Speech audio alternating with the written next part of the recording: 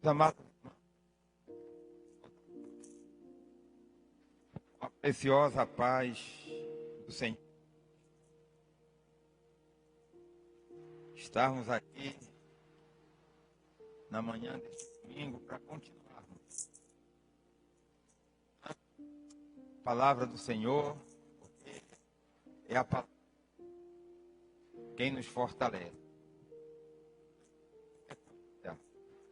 Ao estudo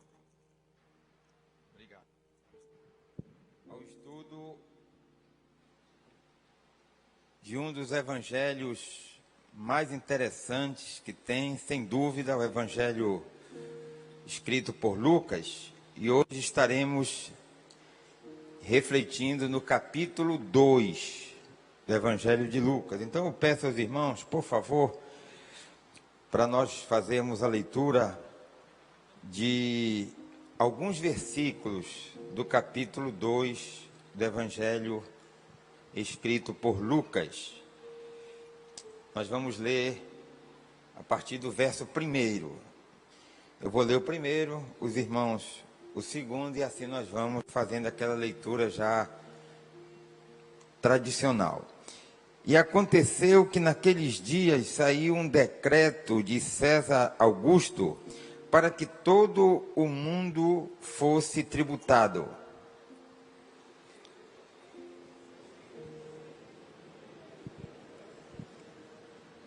E todos passaram a ser tributados, cada um à sua própria cidade.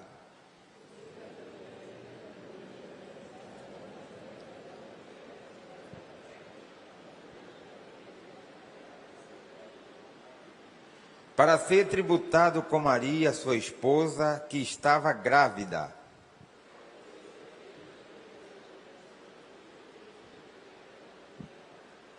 E deu à luz ao seu filho primogênito, e envolveu-o em faixas de pano, e deitou-o em uma manjedoura, porque não havia quarto para eles na estalagem.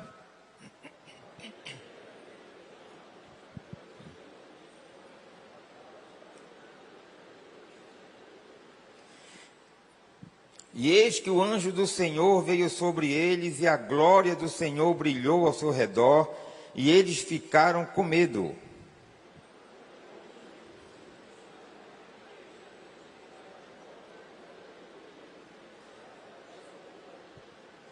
Porque vos nasceu neste dia na cidade de Davi um Salvador, que é Cristo, o Senhor.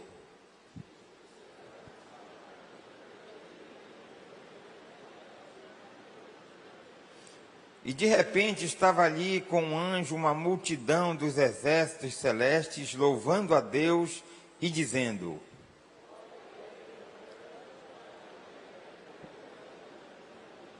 E aconteceu que quando os anjos foram embora para o céu, disseram os pastores uns aos outros: Vamos agora até Belém e vejamos estas coisas que aconteceram e que o Senhor nos fez saber.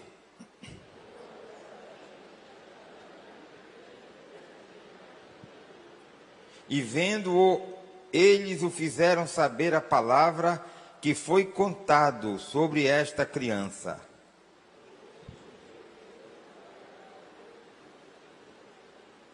Mas Maria guardava todas estas coisas, meditando-as em seu coração.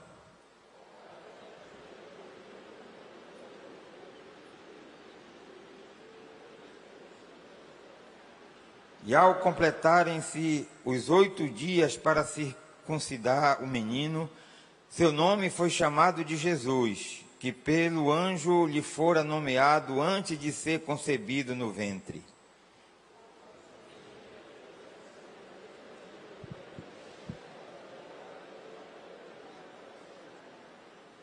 Conforme está escrito na lei do Senhor, todo homem que abrir o ventre será chamado de santo ao Senhor.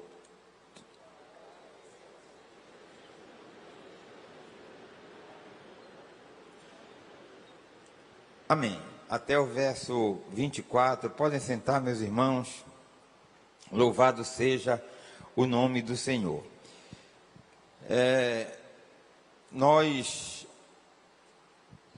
estaremos estudando o capítulo 2 e para ajudar, para facilitar, nós temos o auxílio da nossa revista, que certamente os irmãos devem, durante a semana, fazer uma leitura prévia, e isso ajuda bastante na hora da ministração, porque o que a gente fala aqui, os irmãos, eu li isso, o que está sendo falado vem apenas para reforçar, para esclarecer o que eu já tinha lido, e isso ajuda bastante. Então aí nós temos exatamente a estrutura da nossa lição de hoje, né, que tem como tema o nascimento do Filho do Homem.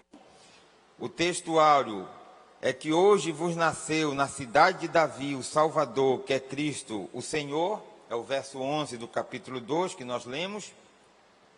A verdade prática, muito interessante, chama a atenção dos irmãos para a verdade prática. Às vezes,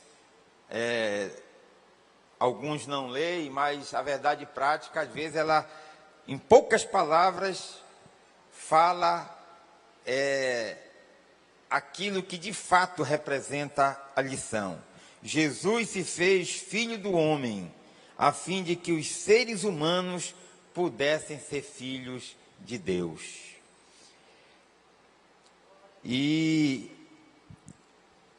nós temos a estrutura aí do capítulo, né, para facilitar 3 tópicos.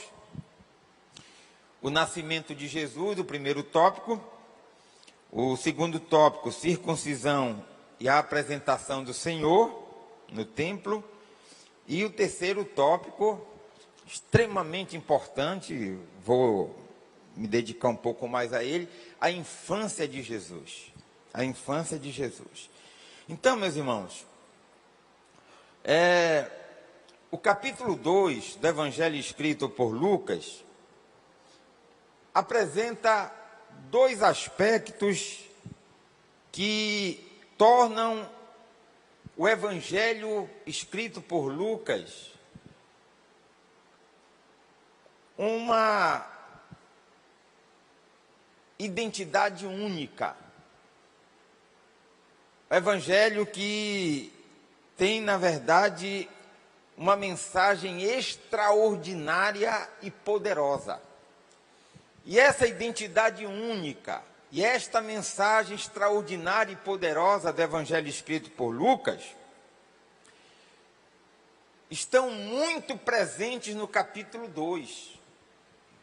Então, o capítulo 2 é um capítulo muito rico, muito profundo, para que nós possamos entender o que eu estou, na verdade, falando para os irmãos. Todos sabem que o Evangelho escrito por Lucas, juntamente com os Evangelhos de Mateus e Marcos, são classificados pelos teólogos como os Evangelhos sinóticos. Por que Evangelhos sinóticos? Porque esses 3 Evangelhos apresentam uma mesma visão e uma narrativa comum, bastante semelhante, da maior parte dos acontecimentos que marcaram a vida e o ministério de Jesus. E aí são chamados de evangelhos sinóticos. João já traz uma visão um pouco mais diferenciada. Mas apesar do evangelho escrito por Lucas ser considerado um evangelho sinótico, aqui no capítulo 2, Lucas apresenta uma narrativa única, uma narrativa exclusiva que nós só encontramos no evangelho escrito por Lucas. Nenhum outro evangelho escreve o que Lucas escreveu no capítulo 2. E o que é que tem de diferente aqui no capítulo 2 do evangelho escrito por Lucas? Aí você pode perguntar, mas pastor, nascimento de Jesus, Mateus também narrou. E é verdade, não somente narrou, como Mateus, ele foi muito mais profundo do que Lucas. Mateus ele vai além, ele vai buscar a genealogia de Jesus para poder entrar no nascimento e dar muita ênfase ao nascimento de Jesus, muito mais do que Lucas. Lucas, ele, na verdade, fala pouco do evento nascimento de Jesus. Ele fala só em um versículo, que é exatamente o versículo 7. E deu à luz ao seu filho primogênito, e envolveu-o em faixa de pano, e deitou-o em uma manjedoura, porque não havia quarto para eles na estalagem. Pronto, estou falando do evento, o nascimento de Jesus em si. Mateus ele vai mais além. Marcos nem fala do nascimento. Marcos ele já vai logo começando com o ministério de Jesus. João, ele fala da encarnação do verbo e depois entra no ministério de Jesus. Só quem fala do nascimento é Mateus com muita profundidade e Lucas em poucas palavras. Mas o diferencial aqui, meus irmãos, é exatamente a narrativa da infância de Jesus que somente Lucas faz. Você não encontra Mateus falando da infância de Jesus, João, Marcos. Mas Lucas, ele faz essa narrativa. E é interessante quando a gente fala da infância de Jesus, porque quando Lucas, ele tem essa visão de falar pouco do evento nascimento de Jesus e dar mais destaque para a infância de Jesus. Lucas de maneira nenhuma está desprezando o nascimento de Jesus. Pelo contrário, o que Lucas está fazendo, meus irmãos, é exatamente ampliando a nossa visão. Porque a infância de Jesus é quem dá sentido, significado para o nascimento de Jesus. Então, quando Lucas enfatiza a infância de Jesus, ele está, na verdade, dando sentido, significado, relevância para o evento nascimento de Jesus. Os irmãos vão entender o que eu quero lhes falar. Vejam, logo após o nascimento de Jesus, o que foi que aconteceu? Naquela mesma noite, ali começava a infância de Jesus. A infância começa logo após o nascimento. Nós estamos falando da primeira infância. E Lucas ele faz uma narrativa até os 12 anos de Jesus. Então, na mesma noite do nascimento de Jesus, pastores estavam no campo, apacentando suas ovelhas, e aí aparece o anjo do Senhor, com uma mensagem poderosa acerca do nascimento de Jesus, dizendo: eis que vos trago novas de grande alegria.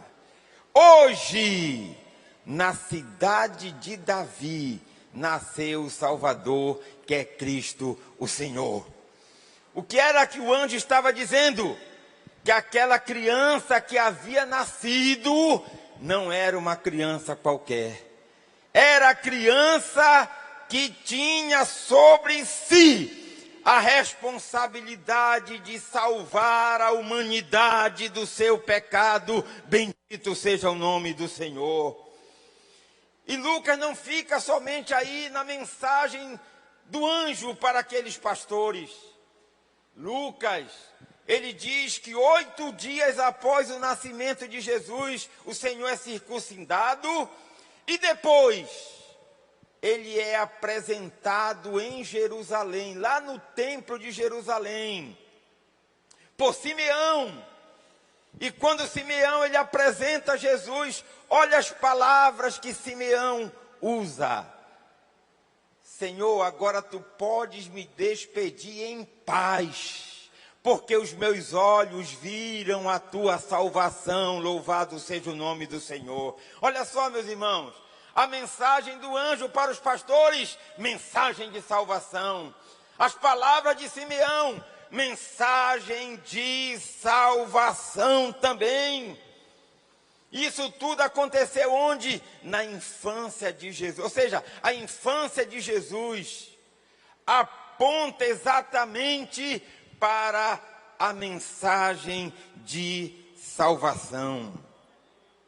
E aí, como é que Lucas, ele termina o capítulo 2, exatamente falando de uma fase da vida de Jesus ali já quase que na transição para a adolescência. Era uma criança de 12 anos.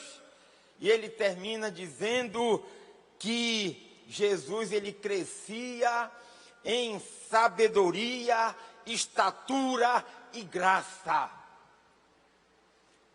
Graça. Quando ele escreve graça, ele está dizendo o seguinte: não é uma graça comum. A graça que, na verdade, está sobre esta criança, agora com 12 anos, é uma graça salvífica. A graça que vai fazer com que todas as pessoas sejam salvas por Ele. Louvado seja o nome do Senhor. É isso que Lucas está falando. Jesus é, na verdade, a revelação encarnada da graça de Deus. Então, esse primeiro aspecto é muito importante. Essa ênfase que Lucas dá na infância de Jesus. O que Lucas está mostrando para a gente é que não teria adiantado nada Jesus ter nascido se, na verdade, a sua vida e a primeira fase da vida de uma pessoa é a infância. Desde a infância, não apontasse para a sua missão, para a razão do nascimento de Jesus. Ele não veio para fazer história. Ele não veio para deixar o seu nome nos livros. Ele veio para cumprir a missão dada pelo Pai, o plano da salvação. Ele veio para nos resgatar, para que hoje eu e você estivéssemos aqui, adorando o Senhor, com esta garantia de que quando os nossos dias terminarem aqui, nós estaremos para sempre com o Senhor. Louvado seja Deus. Segundo aspecto, meus irmãos, aqui no capítulo 2 do Evangelho de Lucas. Lucas é conhecido como Evangelho do Filho do Homem. Evangelho do Filho do Homem. Não apenas porque a expressão Filho do Homem aparece muitas vezes no Evangelho escrito por Lucas. Não apenas por isso. Aliás, nem é esse o principal motivo de Jesus ser chamado por Lucas de o Filho do Homem. A principal razão que leva Lucas chamar Jesus de o Filho do Homem, e é interessante que o próprio Jesus reforça isso. Quando ele declara, porque o Filho do Homem veio salvar e buscar o que se havia perdido. Então Jesus, ele se reconhecia como Filho do Homem. Mas pastor Daniel, o que significa Filho do Homem? Jesus, ele não é o Filho de Deus, sim.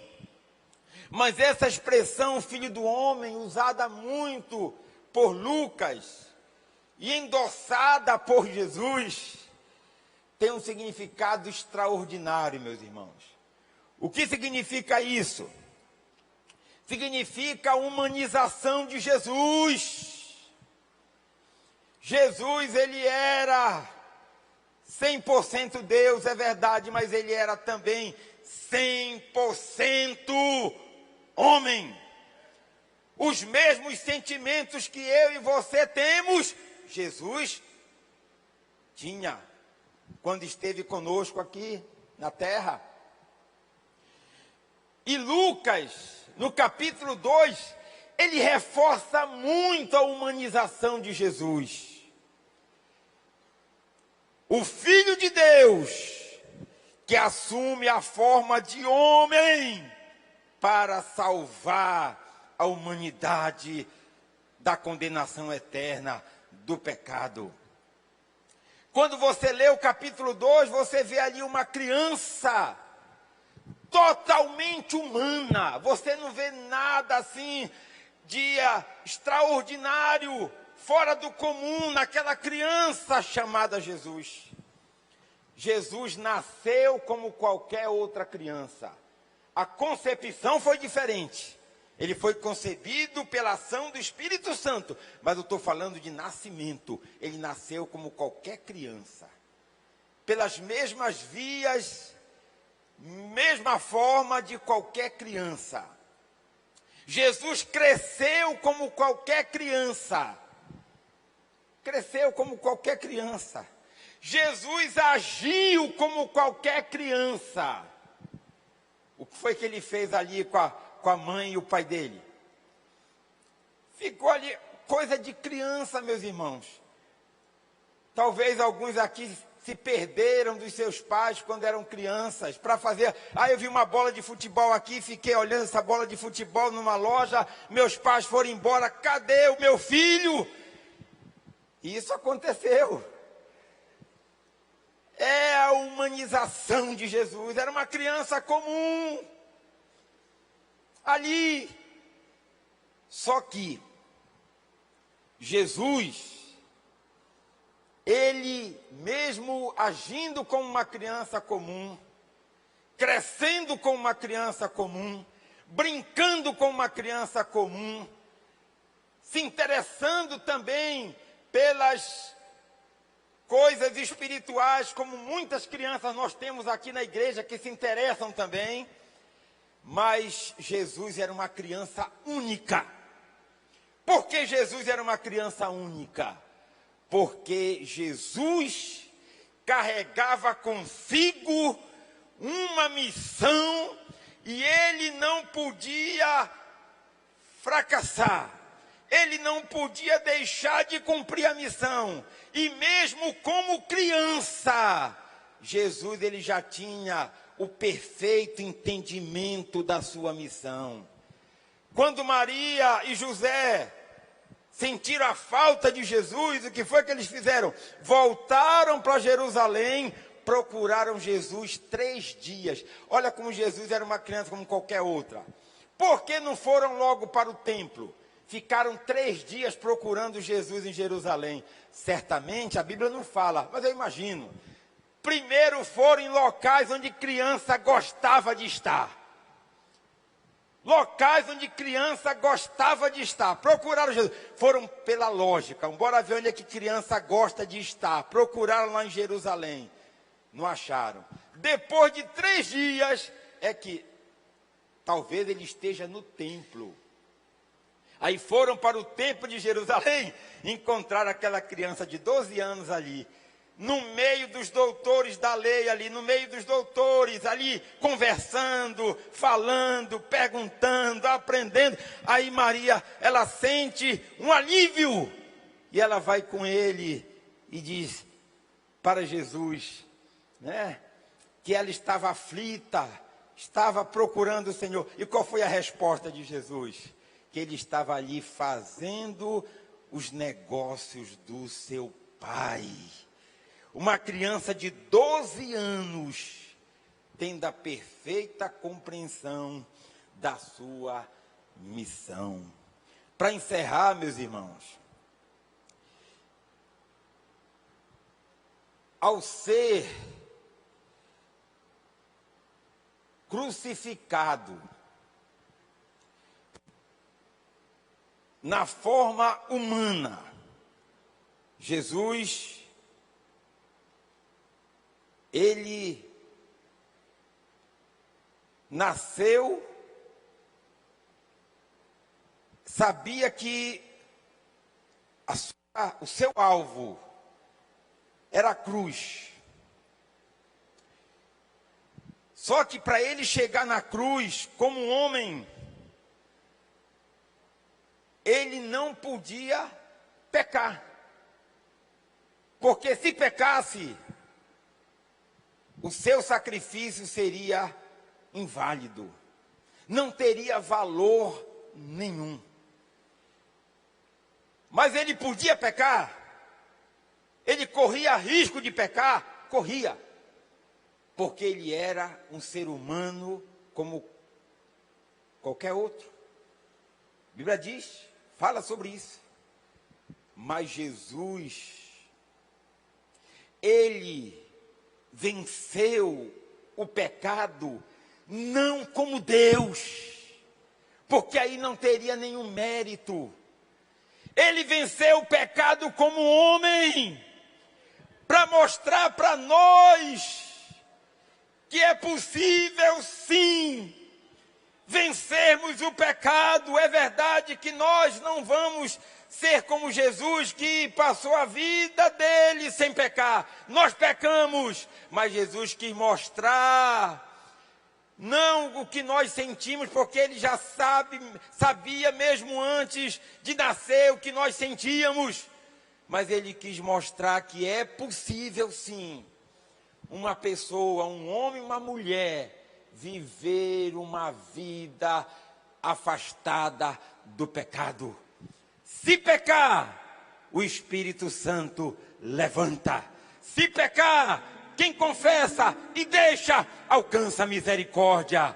Se pecar, o Senhor é aquele que levanta e diz, continua a tua caminhada, porque na verdade eu te ajudo, bendito seja Deus. Jesus, ele assumiu a forma humana, foi crucificado, morreu na cruz, e a sua morte anulou o pecado original. É interessante isso, meus irmãos. O pecado entrou através de quem? Através de um homem. E para que o pecado fosse anulado, o pecado não seria vencido, não seria anulado por um anjo, porque a relação seria desproporcional. Comparar anjo com homem, o pecado não seria anulado por um animal, também a relação não seria proporcional, muito menos por outro ser. O pecado entrou por um homem, e o pecado, para ser anulado, precisava ser vencido e anulado por um outro homem. Louvado seja o nome do Senhor. Daí a importância da humanização de Jesus.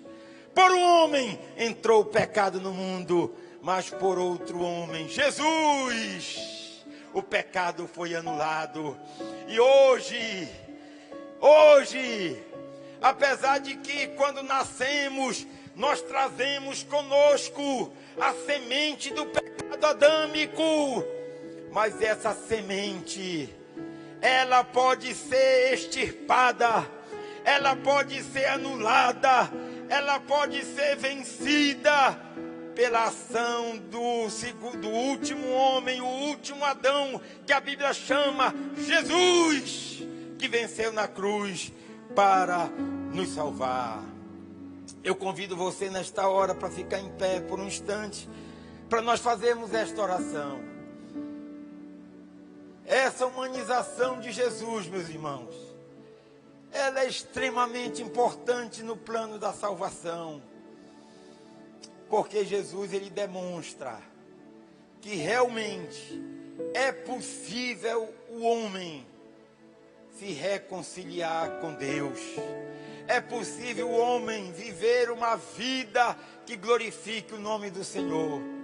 É possível vivermos uma vida vitoriosa sobre o pecado. Bendito seja Deus. Nesta hora, Senhor, queremos te agradecer por esta palavra que veio revelar, Senhor, a importância do nascimento de Jesus, não apenas como um evento, mas sobretudo, Senhor, por tudo aquilo que a vida de Jesus representou, sempre apontando para o plano da salvação. Jesus nasceu para cumprir o plano da salvação. A humanização do Senhor fez ele, mesmo sendo tentado, e a tua palavra diz que Jesus foi tentado em tudo, mas mesmo sendo tentado, ele jamais cedeu à tentação. Chegou vitorioso até a cruz. Na cruz, ele morreu como homem. E ao dizer tudo está consumado, essa declaração, Senhor, significa para nós, seres humanos, tudo está consumado para vencermos o pecado, para vivermos uma vida de santidade, para andarmos na presença de Deus. Tudo está consumado para trilharmos o caminho do céu, para chegarmos na nossa morada eterna, Senhor. Obrigado, Senhor. Obrigado pela vida de Jesus, pelo nascimento, pela sua morte e, sobretudo, pela sua ressurreição. No nome de Jesus é que oramos e te agradecemos. Amém.